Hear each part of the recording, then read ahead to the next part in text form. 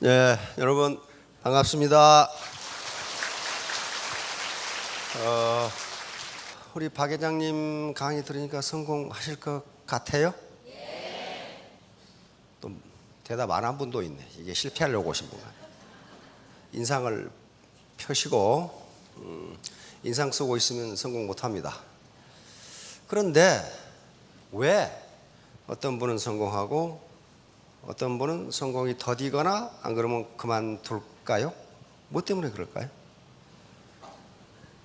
가장 중요한 요인은 자본 부족입니다. 자본 부족. 자본이 뭔가 하는 것은 우리가 자본주의 사회라고 그렇게 이야기하죠. 자본주의 사회인데 자본이 뭔지를 몰라. 그러니까 못 사는 거죠. 자본이 뭔지 어디 누구 정의 한번 내려보실 분? 자본이 뭔지. 제가 금방 그랬거든요. 똑같은 강의를 듣고 똑같은 시간에 시간 동안 일을 하는데 어떤 분은 3년 만에 스타가 되고 5년 만에 놀아야 되는데 어떤 분은 판매사도 안 돼. 그러면 그게 무슨 차이일까 하는 거예요. 그분이 열심히 안 하는 게 아니에요. 열심히 했는데 그밖에 안 돼. 그것은 자본 부족 때문에 그렇습니다. 자본 부족. 우리가 자본주의 사회에 살고 있잖아요. 그래서 항상 이 자본이란 놈이 우리 삶의 중앙에 있습니다. 자본, 캐피탈이라는. 그러니까 다 성공할 수가 있는데 왜 성공 못하는가? 자본 부족이에요. 자본 부족. 자본 부족이라고요. 지금 7시간째 제가 자본에 대해서 얘기를 하고 있는데 원래 대학에서 45시간 하니까 45시간을 해야 되겠죠. 인간이 만들어낸 생산수단 이것을 자본이라고 그래. 그러니까 이 마이크 이걸 자본이라고 그럽니다. 마이크 없이 이야기하면 어때요? 이렇게 이야기하면 별 효과가 없어요. 마이크를 떼고 이야기하면 교육 효과가 없다고요. 그러면 나라는 노동력과 자본이 결합되면 생산성이 올라가게 돼 있어요. 여러분들이 앉아 계시는 의자, 이걸 자본이라고 이야기합니다. 의자 없이도 강의 들을 수 있습니다. 맨바닥에 퍼즐로 앉아서 들을 수 있어요. 그렇게 되는 경우 생산성이 떨어집니다. 자본과 노동이 결합하면 생산성이 올라가게 돼 있어요. 자본은 곧 생산력을 의미합니다. 그러니까 지금 궁극적인 목적은 고소득을 올리러 오셨죠. 쉽게 말해서 돈 벌러 오셨다 그런 말이에요. 돈 벌러. 그런데 왜 돈이 안 벌리냐는 게 지금까지 나는 뼈 빠지게 일했는데 왜 소득이 낮으냐 하는 거예요. 그것은 생산성이 낮기 때문이에요. 프로덕티비티가 낮기 때문이에요. 생산성이 낮은데 생산을 100만 원어치밖에 못하는데 150만 원 월급 주는 회사는 없습니다. 그럼 회사가 망해버려요. 그래서 항상 이 소득은 임금은 생산성보다 낮게 줘요. 경제학에서는 한계 생산력과 같다 그러는데 그렇게 같게 주는 데 없습니다. 더 낮게 줘요. 그래야 회사가 살아요. 그러면 이 생산성, 프로덕티비티가 높아야 되는데 그것은 무엇에 의해서 결정되느냐? 요 자본에 의해서, 캐피탈에 의해서 결정됩니다. 캐피탈에 의해서. 그러니까 애터미 사업을 해서 성공 여부도 내가 어느 정도의 자본을 가질 수 있느냐 하는 게 성공 여부를 결정합니다. 그러면 이제 무슨 자본을 가질 것인가 이렇게 되잖아요. 한 예를 들어봅시다. 자본의 종류가 너무 많기 때문에 우선 오늘은 말씨라고 하는 걸 생각해 봅시다. 말씨 이거 뭐예요? 말의 씨앗이니까 어떤 씨앗을 심느냐에 따라서 결과가 달라져요. 그러겠죠? 리크루팅 할 때 이 고객하고 내가 어떤 말을 하느냐에 따라서 이 사람이 리크루팅이 될 것이냐 말 것이냐 결정되잖아요. 말씨. 그러니까 우리가 농사를 지으면 농부가 내년에 또 농사를 짓기 위해서 씨앗을 보관합니다. 그렇죠? 종자를 보관한다고요. 지금은 종묘원에 사다 하지만 옛날에 농사 지을 때는 전부 자가에서 자기 집에서 농사 지은 것 중에서 씨앗을 보관하는데 가장 좋은 씨앗을 보관합니까? 엉터리 보관합니까? 가장 좋은 씨앗을 보관해요. 그래야 그 씨앗에서 더 튼실한 농작물이 나온다고요. 그렇죠? 그러니까 말도 씨앗이라면은 이것을 심으면은 소출이 많이 나오느냐 적게 나오느냐가 결정된다고요. 다시 말하면 말은 생산력을 갖는다니까요. 생산력을 가져요. 내가 어떤 말을 어떻게 구사하느냐, 그게 생산성을 나타낸다니까요. 그러니까 요 말씨를 어떻게 쓰느냐에 따라 생산성이 달라져요. 그런데 말은 크게 두 가지 종류가 있습니다. 하나는 긍정적인 말이 있고 부정적인 말이 있어요. 그렇죠? 긍정적인 말, 남을 칭찬하고 격려해주고 덕담을 얘기해주고 좋은 점을 얘기해주고, 이건 긍정적인 말이에요. 부정적인 말은 악담, 중상모략, 모함, 비난, 비판, 없는 말 만들어내기, 있는 말 왜곡하기, 이런 것들은 전부 부정적인 말이에요. 그렇죠? 그러면 긍정적인 말을 심으면 어떻게 될까요? 긍정적인 열매가 나옵니다. 부정적인 말을 심으면 부정적인 결과가 나와요. 그러니까 그래서 말을 언어 자본이라고 그럽니다. 언어 자본. 다시 말하면 언어 자체가 생산성을 가지고 있어요. 언어 자체가 생산성을 가지고 있어요. 쌍말을 쓴다거나 저속한 말을 쓰면은 고객이 그 사람을 믿겠어요, 안 믿겠어요? 안 믿어요. 같은 물건도 안 사요. 다시 말하면 그 사람이 쓰는 언어가 생산성이 아주 낮은 거예요. 그러니까 말 자체가 생산성을 가지고 있다면 말이 자본이 됩니다. 이게 언어 자본이에요. 언어 자본. 또는 이것을 언어 권력이라고까지 이야기합니다. 가장 강력한 게 언어 권력이에요. 권력 중에서 가장 강력한 게 언어 권력이에요. 자, 이 두 분이 전혀 모르는 사이예요. 애터미 사업자와 고객으로 만났어. 그런데 상대방은 서로 상대방을 모르기 때문에 뭐 가지고 첫인상을 형성하냐 하면은 저 사람이 구사하는 말 가지고 첫인상을 형성해요. 이 사람이 어떤 말을 어떻게 하는 거에 따라서 밑바닥 인생이로구나, 어이구 학식 있는 분이네, 이렇게 된다고요. 그것만 전문적으로 분석하는 사람이 있어요. 누구? 대통령이 어떤 말을 하는가를 보고 대통령의 능력을 가름하는 그런 사람도 있어요. 그대로 드러나요. 어떤 말을 어떻게 구사하는가를 보고. 그렇듯이 자, 부정적인 말을 심으면 부정적인 결과. 다시 말하면 우리 언어 자본이라는 저금 통장에 긍정적인 말을 쓰면 계속 그 저금 통장에 잔고가 쌓이는 거예요. 부정적인 말을 쓴다는 건 이미 있는 잔고를 꺼내 쓰는 거예요. 그러다가 계속 부정적인 말을 하면 어떻게 됩니까? 잔고가 바닥이 나면 그 부도가 나. 부도가 난다는 건 뭐예요? 사업 실패, 이렇게 돼요. 사업 실패. 우리 말이 씨가 된다. 발 없는 말이 천리 간다. 천냥빚도 말 한마디로 갚는다. 말만 잘하면 절에 가서도 새우젓도 얻어먹는다.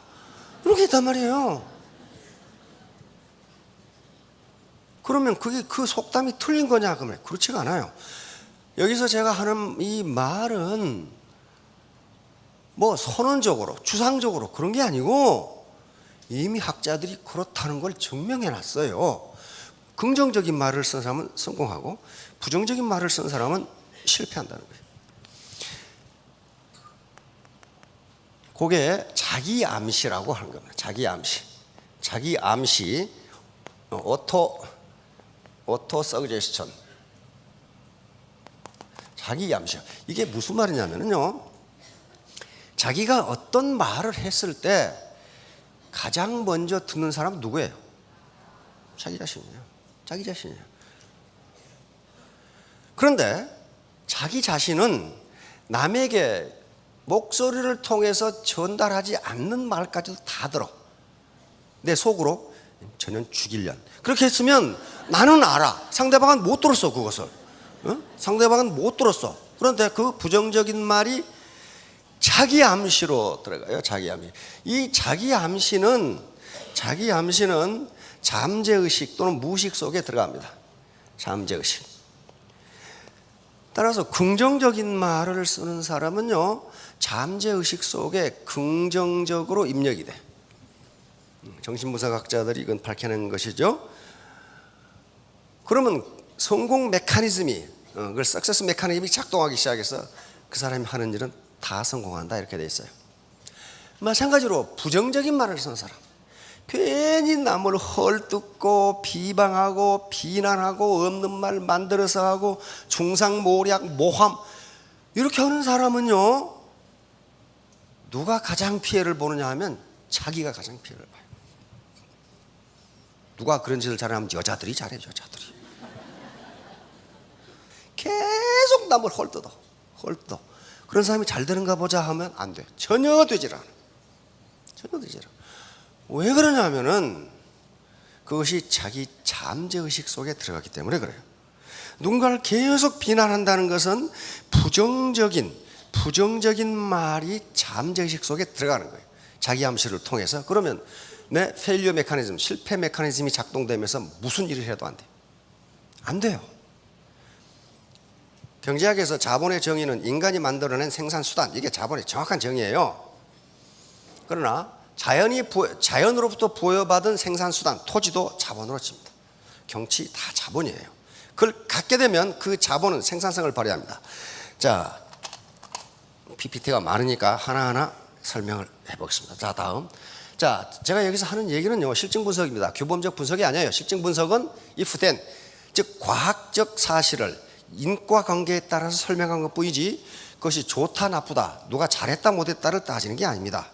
그것은 왜 그러냐 하면은 잘했다 못했다, 좋다 나쁘다는 가치관에 따라서 판단이 다를 수가 있어요. 그러니까 제가 일방적으로 어떤 건 좋다, 어떤 건 나쁘다 그렇게 이야기할 수가 없고 각자가 판단하셔야 됩니다. 자, 다음. 세미나에 처음 오신 분들은 이 네 가지 의문이 있어요. 이 사업 할 것인가 말 것인가. 다시 한번 비전이 있느냐 하는 거예요. 비전이 있느냐, 돈 벌 수 있느냐 하는 문제인데, 사업 설명하는 회사에서 우리 회사는 비전이 없으니까 그만두세요. 그럼 미친놈이 어디서 오고. 다 비전이 있다고 그래요. 그러면 누가 최종적으로 결론을 내려야 돼? 자기 자신밖에 없어요. 이건 냉철한 이성으로 판단하셔야 됩니다. 이건 누가 옆에서 좋다니까 하고 나쁘다니까 안 하고 그건 주체성이 없는 사람이에요. 그 다음에 현재 상태에서 나 같은 사람도 성공할 수 있을까? No, 절대 성공 못합니다. 못해요. 그래서 여기 미팅하고 있잖아요. 강의 듣고 있잖아요. 그러면 어떻게 성공하는가? 시스템에 참여해서 소통하고 재심 합력하고 배워. 러닝해요. 러닝 과정을 하셔야 돼요. 러닝. 아무리 우수한 닥터라도 다단계에 대해서는 이쪽 스폰서 받아 몰라. 그래서 배워야 된다는 거예요. 배워야. 학습하지 않고 성공한다? 에이, 그런 건 없어요. 그래서 학습한 다음에 나 같은 사람도 성공할 수 있을까? Yes, 할 수 있습니다. 할 수 있어요. 계속적으로 자본 축적을 해나가면 성공할 수가 있어요. 자, 다음.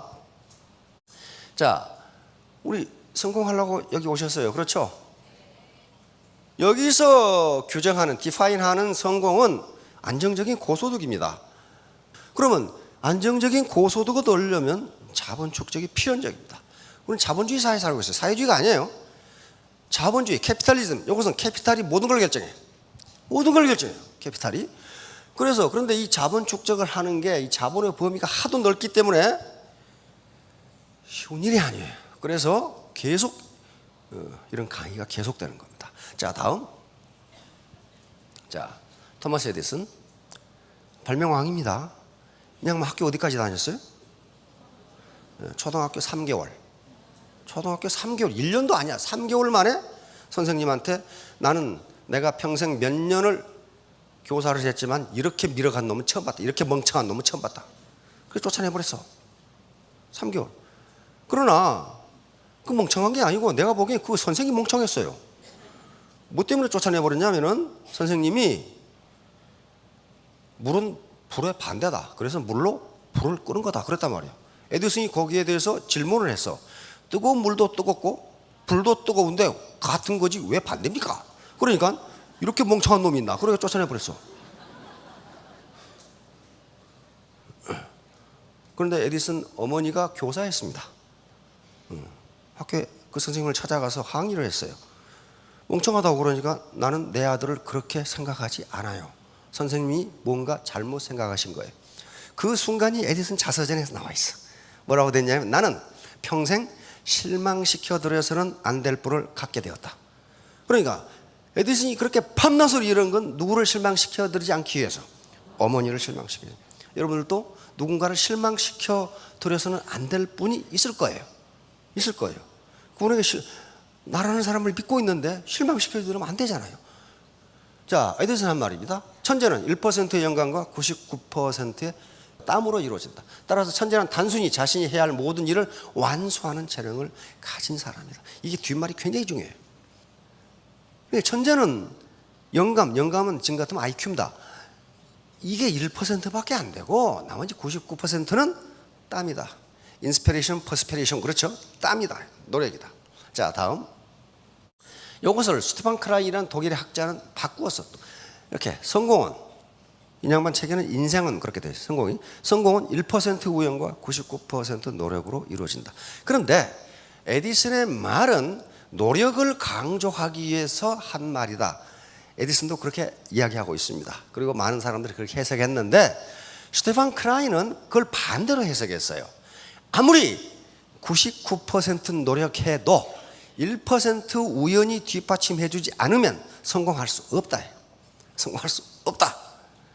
1% 우연. 다시 말하면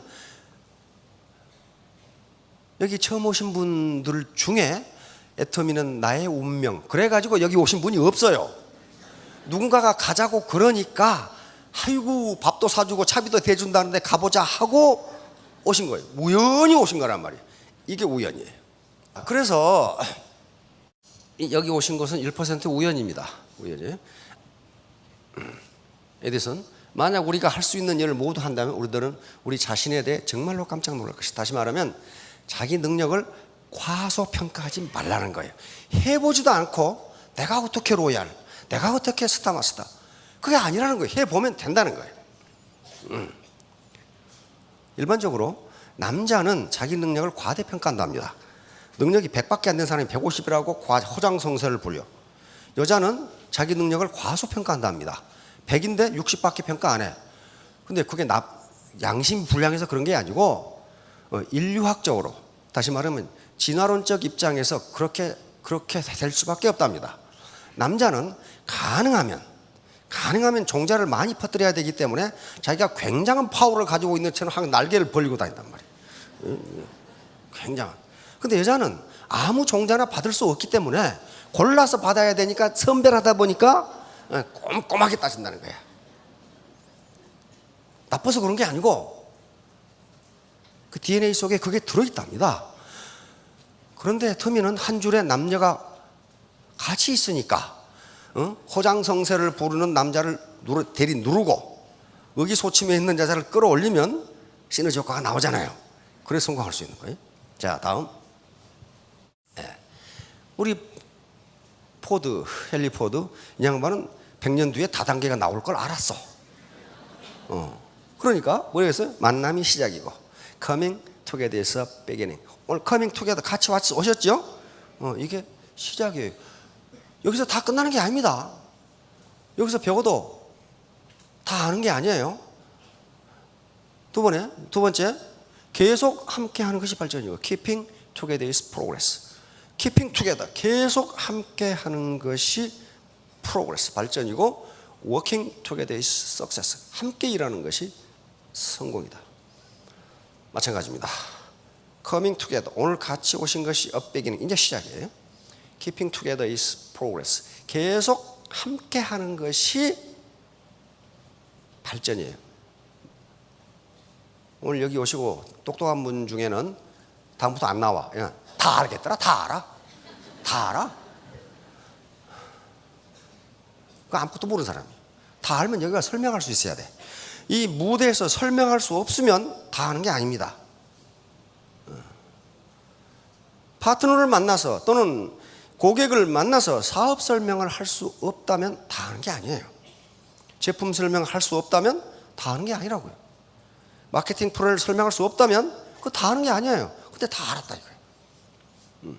Working together is success. 함께 일하는 것이 성공. 함께. 나 혼자 하는 게 아니에요. 그래서 애터미의 사운의 결론이 뭡니까? 겸손이에요. 겸손. 겸손, humility.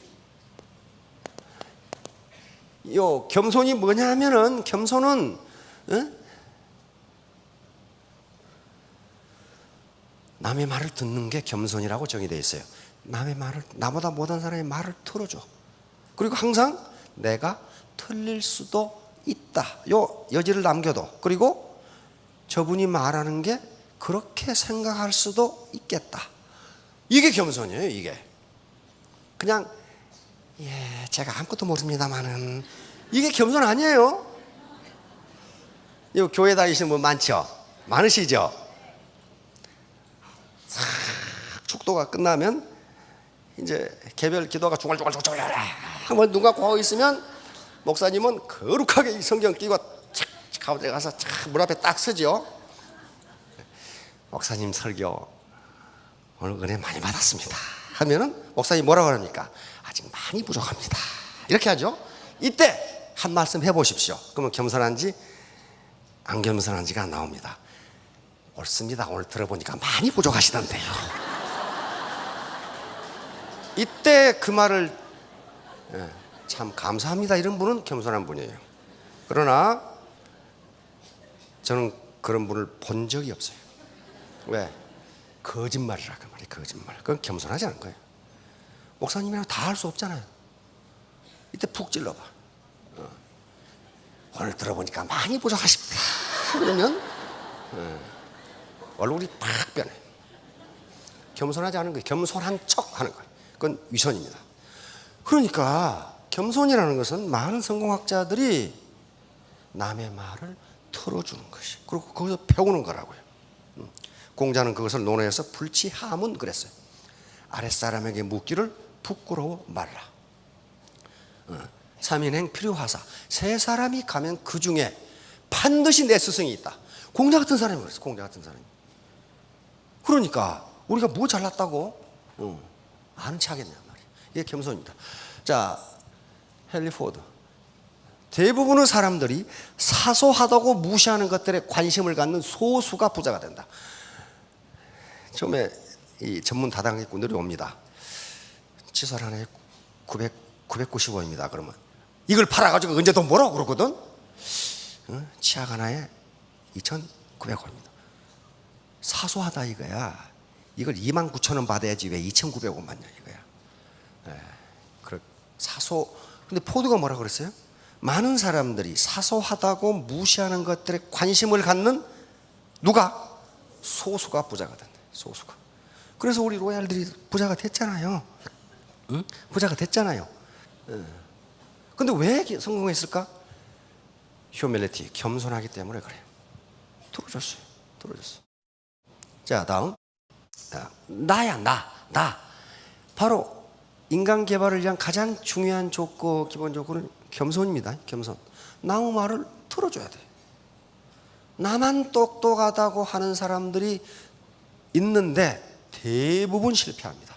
대부분 실패. 어떤 사람이 매우 거만한 사람이 있었는데 이 불교 신도인데 그 스님이, 그 주지 스님이 아주 불쾌하게 생각해요. 혼자 아는 것처럼 다 떠들어. 그 친구 혼자 아는 것처럼. 근데 주지 스님이 들어보니까 이게 엉터리야. 돈만 많지 엉터리야. 그래서 이 녀석을 언제 혼내줄까 하고 기다리고 있었는데 마침 기회가 왔어. 이 사람이 주지 스님한테 가가지고 또 잘난 체를 했어. 제가 어제 꿈을 꿨는데 모든 사람들이 제 앞에 와서 돈을 바치고 절을 했습니다. 제 전생은 왕이거나 도사인 것으로 생각되는데 스님께서는 어떻게 생각하십니까?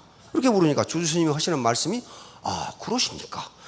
제가 그 신도님의 관상을 보니까 왕이거나 주지 스님이 아니고 돼지 대가리였습니다. 그것도 삶은 돼지 대가리이기 때문에 사람들이 돈을 놔두고 절을 한 겁니다. 그러니까 똑똑하지 않은 사람은 삶은 돼지 대가리라 그 말이에요. 삶은 돼지 대가리. 그 사람이 어떻게 성공하냐고. 그런데 교만한 사람이 제일 싫어하는 사람이 누군지 아세요? 교만한 사람이에요. 저는 교만하면서 제일 싫어하는 교만합니다. 교만한 사람이 제일 좋아하는 게 겸손한 사람이에요. 그러니까 겸손한 사람은 겸손한 사람뿐만 아니라 교만한 사람한테도 인기가 있다. 그러니까 돈을 벌 수밖에 없어요. 성공할 수밖에 없어요. 우리가 사는 세상은 자본주의 시장 경제입니다. 자본주의 시장 경제. 우리가 자본주의 세상이라고 그러면서 자본이 뭔지도 몰랐어요, 지금까지. 인간이 만들어낸 생산수단. 이 건물이 자본이에요. 이 건물이 자본입니다. 돈은 개인에게 쓴 자본이면 국가 입장에서는 자본이 아니에요. 돈 가지고 뭐 합니까? 아무것도 못해요. 거기서 생산이 나오는 게 아니에요. 돈은 만약에 돈이 자본이라면 자본이 부족한 국가가 하나도 없어요. 생산 중에 가장 수지 맞는 생산이 돈의 생산이거든요. 종이떼기 갖다가 마구 찍어내 1조 그래가지고 막 찍어내. 그러면 그게 자본이 되나요? 안 돼요. 그래서 돈은 국부를 측정할 때 돈은 들어가지 않습니다. 그러나 개인의 입장에서는 자본이 돼요. 왜? 국가에서 그 돈을 잘 관리해주고 있기 때문에 그 돈이라는 화폐거든요. 화폐가 자본화 될 수 있어. 캐피탈라이제이션 된다고요. 내가 돈을 가지고 있으면 이 책상을 살 수 있어요. 그렇죠? 그러니까 화폐라는 종이떼기가 뭘로 바뀌었어요? 자본으로 바뀌었어요. 그걸 자본화라고 그래. 그러니까 개인의 입장에서는 자본인데 국가의 입장에서는 자본이 아니에요. 아무튼 개인 입장에서는 자본이니까 돈을 가지고 있어도 자본화 될 수 있어. 그런데 아가씨가 이쪽에 아가씨가 아니에요? 아가씨죠. 100억 현금을 가지고 있는 분과 결혼하시겠어요? 100억짜리 상가를 가지고 있는 사람과 결혼하시겠어요?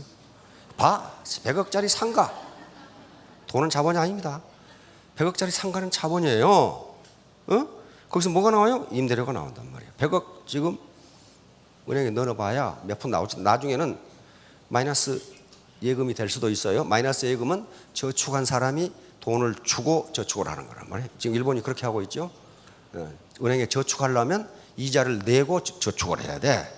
우리가 그렇게 안 된다는 보장이 있어요. 세계가 전부 지금 제로금리로 가고 있는데, 그러니까 영리하신 분이야, 천연대. 그렇죠? 100억짜리 빌딩을 가진 사람밖에. 왜? 자본을 가지고 있잖아요. 자본은 100억짜리 빌딩은 거기서 임대료 수익을, 그게 생산성입니다. 프로덕티비티 생산성이에요. 근데 그놈의 생산은 누가 해줘? 시장이 만들었습니다. 자본주의 시장 메커니즘이 생산을 해줘요. 이분이 가서 청소할 필요가 없어. 시장이 해준다니까. 시장이. 그게 자본주의 세계예요. 그러니까 자본주의는 자본을 갖지 않으면 평생 빈털터리로 살 수밖에 없어요. 전번에 제가 자꾸 든 예가 있죠. 김태모라는 그 아주 이쁜 여배우가 역삼동의 빌딩을 6층 빌딩을 샀다고 그랬죠. 근데 그 빌딩 한 층에 월 임대료가 1,000만 원이에요. 그럼 6천만 원 나온단 말이에요. 그러면 김태모 아가씨가 아직 아가씨니까 가서 청소할 필요가 없어. 일할 필요가 없어. 어디 크루즈 여행을 가든지 골프 치러 가든지 그 자본은 계속 생산 활동을 계속 1년 365일 크리스마스도 소용없이 생산 활동을 한다고요. 누구를 위해서? 자본의 소유자를 위해서 그렇게 해요. 자, 그러니까 모든 자본주의 경제가 가지고 있는 요 3대 문제, 무엇을 얼마나 생산할 것인가, 어떻게 생산할 것인가, 누구를 위해 생산할 것인가, 이 3대 문제인데 이것을 누가 전부 해결하냐면 시장이 해결합니다. 시장. 개인이 해결하지 않아요. 이 앞에 앉아 계신 분들만 해도 신발이 다 다르고 옷이 다 달라요. 도대체 이 옷을 누구를 위해서 몇 장을 생산할 것인가 누가 결정해요? 시장이 결정한다니까요. 사장이 결정할 것 같은데 사장 결정 안 해요. 시장이 결정해요.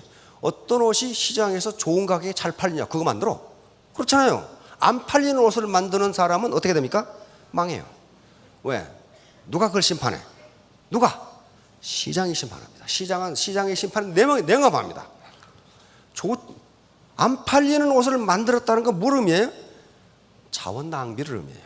시장은 자원 낭비를 용서하지 않습니다. 그 누구든지 망하게 만들어. 왜? 더 이상 너는 자본을 낭비하지 말라. 그런 뜻이에요. 낭비하지 말라. 아줌마가 낫이라는 자본으로 무장했어요. 그래서 풀을 뱁니다. 이분은 노동력에다가 예초기로 무장을 했어요. 어떤 자본이 자본 집약도, 기술 집약도가 높아요. 이게 높잖아요. 여기 다 깎았는데 이 아줌마는 지금 한 평 못 깎았어. 누가 더 힘들어? 이 아줌마가 더 힘들지만은 생산성은 형편없어요. 따라서 힘들게 일한다고 소득이 많은 게 아닙니다. 자본이 있어야 돼요. 자, 이 아저씨 허리 부러지게 하는데 이 포크레인 기사는 담배 피면서 해도 이 옆에서 수십 배 해버려.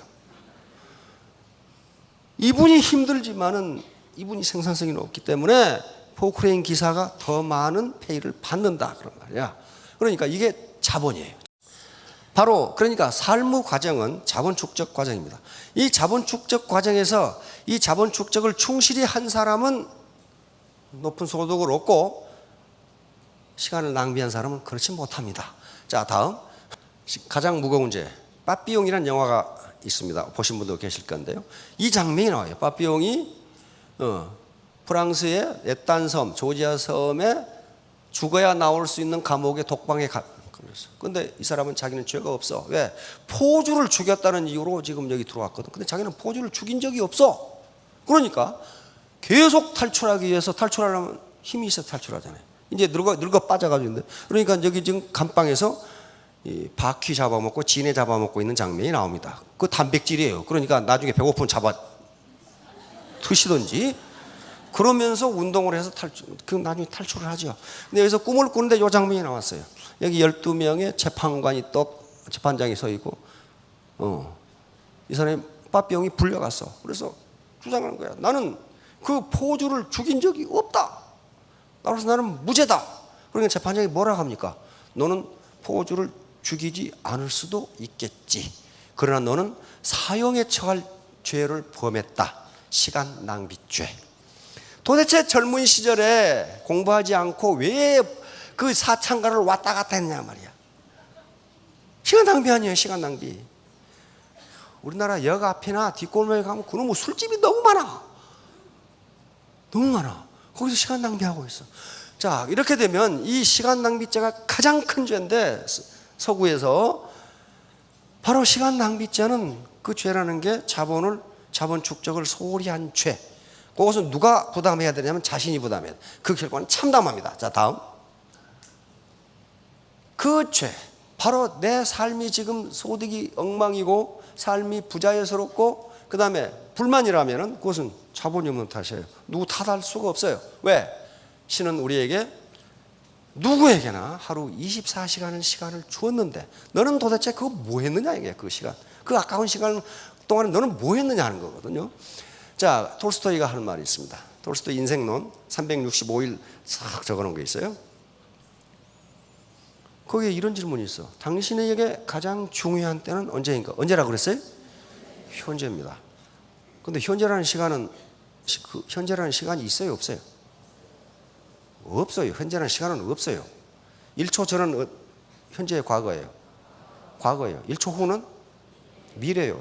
현재는 시간이 제로예요. 참 유리한 거 배우죠. 현재는 없다는 건. 현재는 없어요. 0.001초 전은 과거예요. 0.001초 후는 미래예요. 아직 오지 않았어요. 그러면 현재는 시간이 제로예요. 그러니까 뭐예요? 불교에서 이야기하는 찰나예요. 찰나. 현재는 찰나예요. 그러니까 지금 이 시간 우리에게 가장 중요한 것은 각 찰나가 가장 중요하다. 톨스토이 인생론에 있습니다. 그 다음에 당신에게 가장 중요한 일은 무엇인가? 무슨 일이라고 그랬어요? 지금 하고 있는 일이 가장 중요해요. 그래서 저에게 가장 현재 중요한 일은 여러분들께 강의를 하는 일이고 여러분들에게 가장 중요한 일은 강의를 듣는 일이에요. 여기서 남편 걱정해봐야 소용없어요. 우리 남편이 갔다 오기만 하면 다리 몽댕이를 분질러 버리라고 했는데 어떻게 할까? 군대에서 제가 군대 생활을 오래 했어요. 40년 군대 생활을 했으니까 젊은 놈들이 그렇게 보내. 저 영감태 저렇게 늙었나? 40년 군대 생활을 했는데 쫄병들이요 아주 군대 와서 자기 집 일하듯이 열심히 하는 애들이 있어요. 아주 성실한 애들 있어요. 그 애들은 나가서도 그렇게 해요. 그런데 농땡이 피는 놈이 있어. 농땡이 피는 놈들은 장교가 보지 않으면 어디 사라지고 없어. 어디 갔는가 보면 햇빛 잘 드는데 잠퍼 자고 있어. 그놈한테 야 임마 너 왜 있다고 그래? 그러면 뭐라고 그러냐? 뭐 여기서는 대충 하고 나가서 잘할 겁니다. 그러면 나가서도 그 모양이야. 현재를 중요하게 생각하지 않은 사람은 나가서도 마찬가지.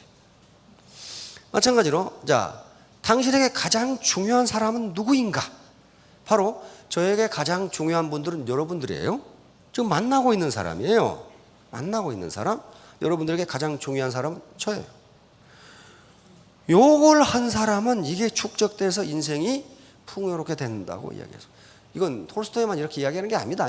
모든 현자들이 같은 얘기를 하고 있어요 지금. 자, 다음. 자, 애터미 사업에서 바로 신사숙녀가 되어가는 것은 혹독한 훈련 과정을 거칩니다. 여러분들이 가서 같이 가보자고 그랬어요. 전부 다 너나 해라, 너나 해라, 너나 해라, 너나 해라, 너나. 이게 보통 인격적 모독을 당하는 게 아니에요. 이게 말로 당하는 인격적 모독이 훨씬 커요. 모두의 말이 씨가 된다고 그러는데 절대로 남을 비방하거나 헐뜯거나 없는 말 만들어 퍼뜨리거나 험담을 하거나 뒷담화하거나 그러지 마세요. 그건 반드시 하늘의 보복을 받습니다. 뭐 때문에 비방하겠어요? 그놈을 끌어내리면 자기가 올라갈 걸 착각을 해. 자기가 착각을 해. 그렇게 올라가는 게 아니에요. 비방을 하고 없는 말을 만들어 퍼뜨리고 험담을 하고 그런 사람은요, 그 자리에 올라가는 것이 아니라 진흙 구덩이로 떨어져요. 남말 그렇게 하는 게 아닙니다. 그것은 왜 그럴까요? 바로 자기 잠재의식 속에 부정적인 잠재의식이 들어가 있기 때문에 그래요. 자, 마무리하도록 하겠습니다. 마무리. 그러니까 이런 과정을 거치면서 너나 해라. 10명한테 이 얘기하면 9명은 노예요. 왜? 그냥 섭섭하게 생각하지 마세요. 모르니까 그래요. 모르니까. 나중에 알면 어떻게 합니까? 이 기집애야 진작 이야기하지. 또 그런다고 나중에 또. 그러니까 그걸 섭섭하게 생각하지 마시라고. 이 과정을 거치면서 신사숙녀가 되어가는 겁니다. 혹독한 훈련 과정이죠. 자, 다음. 공자가 제날에 경공이라는 분을 찾아갔어. 이게 35세로 되어 있습니다. 그러니까 이때 35세 때 이미 공자는 굉장한 학식을 갖추고 있는 분으로 대접을 받았다는 걸 의미합니다. 이때 경공이 도대체 정치를 어떻게 하는 게 좋냐 하고, 경공은 임금입니다. 제나라 임금이 물으니까 공자가 대답했어요. 군군 신신 부부 자자. 앞에 군은 명사고 뒤에 군은 형용동사입니다. 한자에 유리한 점이죠. 그러니까 임금이 임금답고, 신신은 신하가 신하답고, 부부는 아버지가 아버지답고, 자자는 아들이 아들다우면 정치가 잘 된다. 그러니까 로얄 마스터가 로얄 마스터답고, 스타 마스터가 스타 마스터답고, 이렇게 되면은 그 라인이 안 될 수가 있냔 말이에요. 안 될 수가 없어요. 답지 않으니까. 자, 전부 자기 직급에 맞는 능력을 갖추시게 되면, 그리고 라인, 그 다음에 형제 라인 상호 재심 합력하게 되면 3년 후, 5년 후에는 모두 스타 마스터, 로얄 마스터가 되실 겁니다. 자, 여러분 성공을 미리 축하합니다. 감사합니다.